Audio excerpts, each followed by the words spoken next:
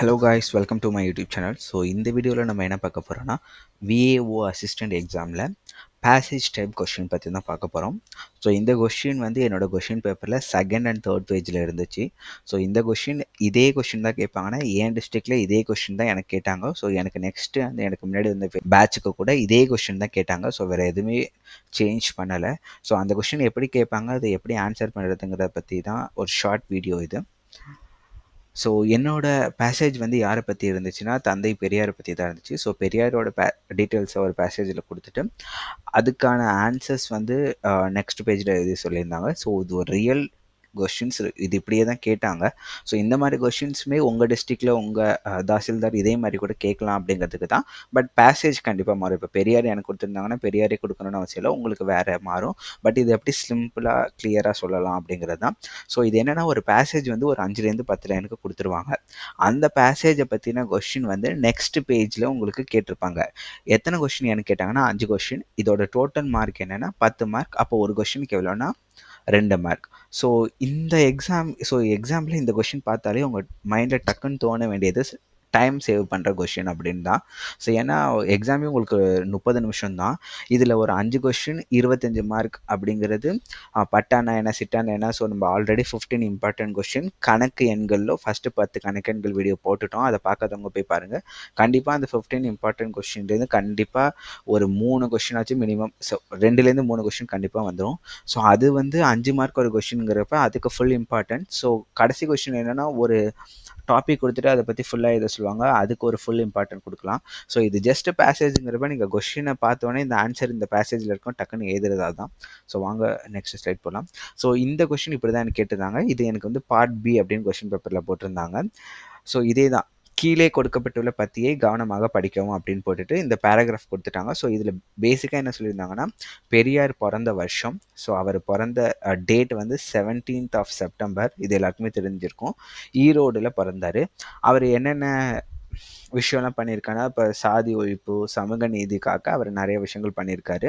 அவருக்கு பெரியாருக்கு வந்து பெரியார் அப்படிங்கிற பேர் வந்து யார் சூட்டினாங்கன்னா மக்கள் தான் சூட்டினாங்க. அவர் பெண்கள் கல்வி, அறிவியல் சிந்தனை, சமத்துவம், அதை பற்றி அவர் நிறையா பேசினார், நிறையா அதை பற்றி வலியுறுத்தினார்.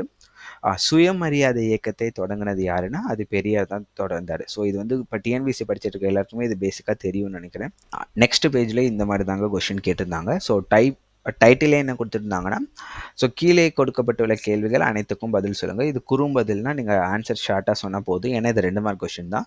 ஸோ மொத்தம் 5 கொஷின் கேட்டிருந்தாங்க. ஒரு கொஷினுக்கு 2 மார்க். அப்போ எவ்வளோ மார்க்? 10 மார்க். ஸோ இதுதான் கொஷின். ஸோ ஃபஸ்ட் கொஷின் என்ன கேட்டிருந்தாங்கன்னா, பெரியார் எப்போது பிறந்தார்? இதுக்கான ஆன்சர் என்ன பண்ணணும்? இந்த பேசேஜில் வந்தோன்னா ஃபஸ்ட்டு இருக்கா, 1879 செப்டம்பர் 17 பெரியார் பிறந்தார். ஸோ இங்கே அந்த இது எழுதணும். பெரியார் எங்கே பிறந்தார்? பேசேஜ் படிச்சிருந்தாலே தெரியும், ஈரோட்டில் பிறந்தார். அடுத்தது எதற்காக போராடினார் அப்படிங்கிறது இங்கே கொடுத்துருக்காங்க. சமூக நீதி, சாதி ஒழிப்பு, இதுக்காக போராடினார். அப்புறம் பெரியார் என்ற பெயரை யார் வைத்தார்கள்?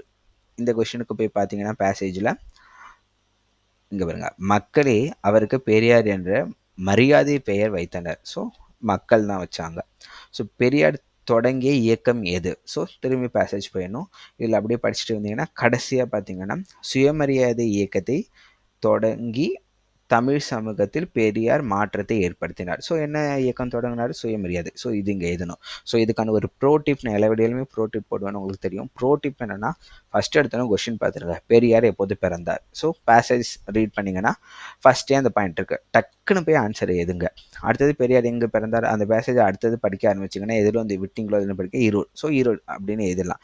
ஏன்னா நீங்கள் ஒரு தடவை உட்காந்து ஃபுல் பேசேஜும் படிச்சுட்டு அதுக்கப்புறம் போய் கொஷின் படிச்சுட்டு திரும்பி அந்த பேசேஜில் அந்த இது எங்கே இருக்க சொன்னால் இங்கே கொடுத்துருக்குது ஒரு ரொம்ப ரொம்ப கம்மி. ஸோ என்னால் ஸ்க்ரீன் லேபிளில் தான் காட்ட முடியும். அது வந்து ஒரு 10 லைன்ஸ் கூட இருக்கலாம். ஸோ உட்காந்து ஃபுல்லாலாம் படிக்க வேண்டாம். ஃபஸ்ட்டு கொஷின் படிங்க. கொஷின் படித்த உடனே என்ன கொஷின்னு புரியும். ஸோ அதுக்கான ஆன்சர் என்னவோ அந்த பேசேஜில் போய் தேடுங்க. ஸோ இதில் வந்து அந்த ஆன்சர்ஸ் எல்லாமே மோஸ்ட்லி நீங்கள் வந்து இது 2 மார்க் கொஷின் தான். ஸோ 2 மார்க் கொஷினுக்கு ரொம்பலாம் எழுத வேண்டாம். பெரியார் எப்போது பிறந்தார்னா டேட் மட்டும் எழுதுங்க. ஸோ டேட் மட்டும் எதுனா 2 மார்க் போட மாட்டாங்கன்னு உங்களுக்கு தோணுச்சுன்னா பெரியார் அப்படின்னு போட்டு, ஸோ இந்த டேட் போட்டுட்டு அன்று பிறந்தார், அவ்வளோதான், வேற ஒன்றுமே இல்லை. பெரியார் எங்கே பிறந்தார்? பெரியார் ஈரோட்டில் பிறந்தார். ஸோ உங்களுக்கு ஆப்வியஸ்லி எல்லாருக்குமே தெரியும் ஒரு 2 மார்க் கொஷினுக்கு எவ்வளோ எழுதணுங்கிறது. உங்களுக்கு கொஞ்சம் பெருசாக எழுதணும்னு தோணுச்சுன்னா இந்த மாதிரி எழுதிக்கோங்க. இது அவ்வளோதான். ஸோ இங்கே பார்த்தீங்கன்னா பெரியார் என்ற பெயரை யார் வைத்தார்கள்? இங்கன்னா மக்கள் பெரியாருக்கு ஈவே ராமசாமிக்கு பெரியார் என்ற பெயரை வைத்தனர் அப்படின்னு எழுதுங்கன்னா அது கொஞ்சம் பெருசாக இருக்கும். ஸோ அது உங்களோட இஷ்டம் தான்.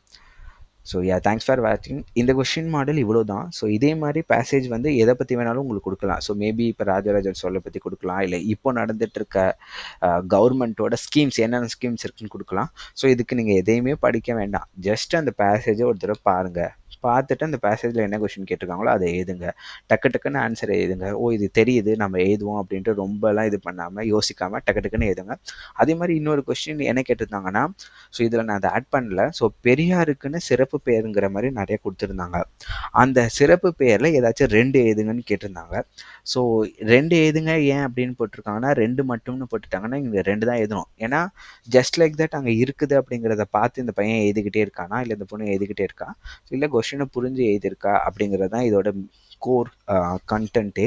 ஸோ அங்கே இருக்க ப்ரோ ஒரு 5 இது கொடுத்துருக்காங்க, நான் 5 எழுதுறேன், அதெல்லாம் வேண்டாம். 2 கேட்டால் 2 மட்டும் எழுதுங்க, அவ்வளோதான். ஸோ நெக்ஸ்ட் வீடியோவில் நான் அடுத்தது என்னென்ன கொஷின், ஸோ இன்டர்வியூ ப்ராசஸ் எப்படியெல்லாம் போயிட்டுருக்கு, இன்டர்வியூ ஸ்டார்ட் ஆகிட்டு நிறைய பேர் சொல்லிட்டு இருக்காங்க. ஸோ இன்டர்வியூ வேறு டிஸ்ட்ரிக்டில் நடந்த நிறைய பேர்கிட்ட நம்ம யூடியூப் மூலியமே நான் பேசினேன். ஸோ அவங்களோட டீட்டெயில்ஸ் அண்ட் அவங்களோட எக்ஸ்பீரியன்ஸ் என்ன கொஷின் கேட்டாங்க அப்படிங்கிறத நெக்ஸ்ட் வீடியோவில் ஷேர் பண்ணுறேன். ஸோ கண்டிப்பாக சப்ஸ்கிரைப் பண்ணிவிட்டு வாட்ச் பண்ணுங்கள். சப்ஸ்கிரைப் பண்ண மட்டும் தான் எனக்கு இங்கே வந்து ஓகே சப்ஸ்கிரைப் பண்ணுறாங்க, இவ்வளோ பேர் இருக்காங்க, அவங்களுக்காக ஒரு வீடியோ போடணும் அப்படின்னு தோணும். ஸோ ஏதாச்சும் கொஷின்ஸ் இருந்தால் கமெண்ட் பண்ணுங்கள். நான் என்னால் முடிஞ்ச வரைக்கும் எல்லா கமெண்ட்டுக்கும் ஆன்சர் பண்ணிட்டு தான் இருக்கேன். ஸோ உங்களுக்கு இப்போ புதுசாக ஏதாச்சும் கொஷின், ஸோ ஆல்ரெடி இந்த கொஷின்ஸ்க்கெலாம் மேபி கேட்டிருக்கலாம்னு தோணுச்சுன்னா கொஷின் அண்ட் ஆன்சருக்குன்னு தனியாகவே வீடியோ போட்டுட்டேன். அதை போய் பாருங்கள். உங்கள் கமெண்ட்ஸ் எல்லாத்தையும் ஸ்க்ரீன்ஷாட் எடுத்து போட்டு என்னென்ன கொஷின் கேட்டிருக்கீங்களோ அது எல்லாத்தையும் ஃபுல்லாகவே எக்ஸ்பிளைன் பண்ண அதை பாருங்கள். ஸோ வேறு நியூ கொஷின்ஸ் இருந்தால் கமெண்ட் பண்ணுங்கள், நான் கண்டிப்பாக ரிப்ளை பண்ணுறேன். Have a great day. By.